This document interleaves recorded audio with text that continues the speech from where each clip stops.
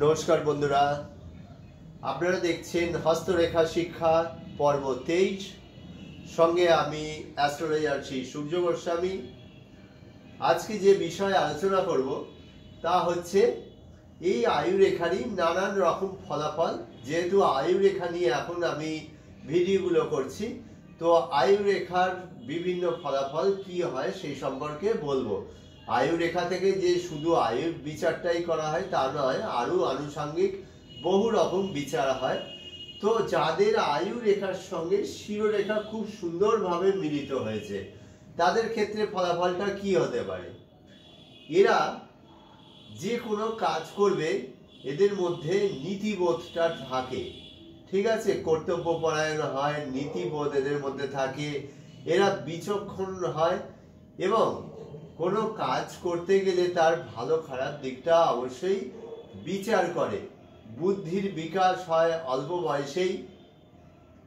অনেক সময় মানসিকভাবে নানান রকম আঘাতের ফলেও এদের কিন্তু বুদ্ধির বিকাশটা সেক্ষেত্রে দেরিতে হতে পারে। বাকি নর্মাল যে ব্যাপারটা সেটা হচ্ছে এদের বুদ্ধির বিকাশ মোটামুটি অল্প বয়সে হয়ে থাকে।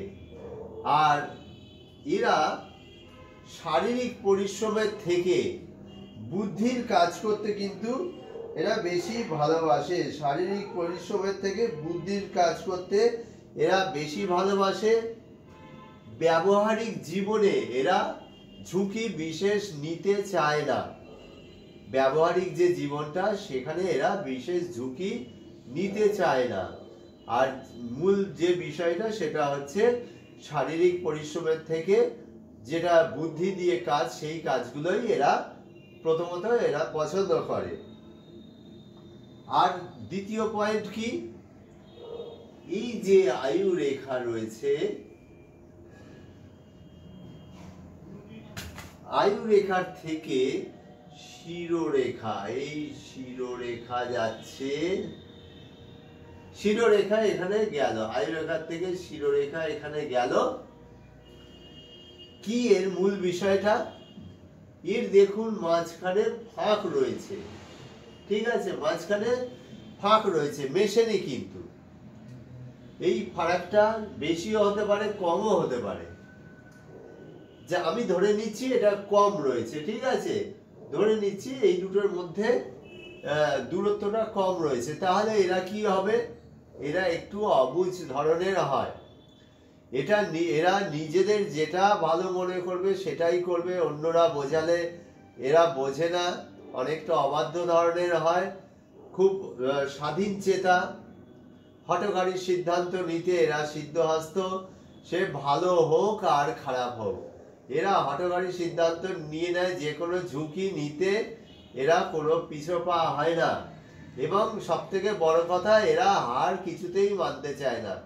যে কোনো কঠিন সিদ্ধান্ত এরা খুব সহজেই নিয়ে নিতে পারে এবং যার ফলে জীবনে এদের বহু সিদ্ধান্ত ভুল হয় এবং জীবনটা অনেক ভুলে ভরা হয়।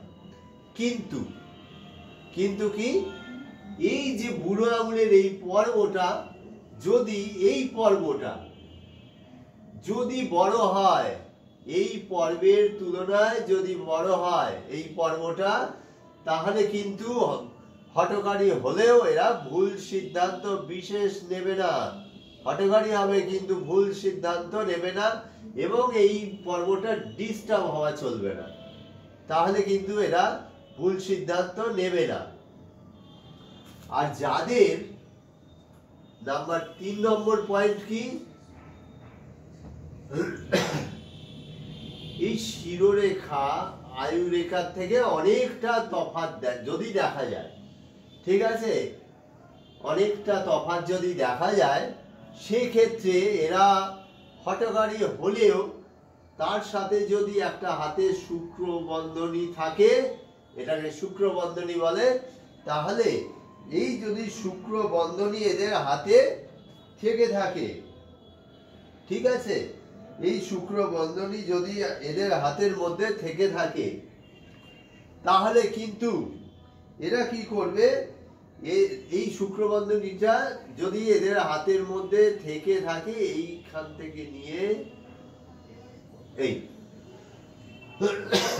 সরি, এদের হাতের মধ্যে যদি শুক্র বন্ধনীটা এরকম থেকে থাকে, আর যদি এই আয়ু রেখা শিরোরেখার মধ্যে ফাঁকটা অনেকটা বেশি থাকে, তাহলে এরা ভুল সিদ্ধান্ত নিতে পারে, এবং ভুল সিদ্ধান্ত নেবার ফলে কর্মক্ষেত্রে এই কম্বিনেশনে তাহলে কিন্তু এদের কর্মক্ষেত্রে নানা ক্ষতির সম্মুখীন হতে হয়। সেই ক্ষতিটা হতে পারে সাসপেন্ড হওয়া, হতে পারে চাকরিচ্যুত হতে পারে, ওপরের যারা বস আছে তাদের সাথে মতবিরোধ হয়ে চাকরি ছেড়ে দিতে পারে, নানান অসুবিধে দেখা দিতে পারে। তো যাদের আমার ভিডিওগুলো ভালো লাগবে অবশ্যই লাইক, কমেন্ট, শেয়ার করবেন। Thank you.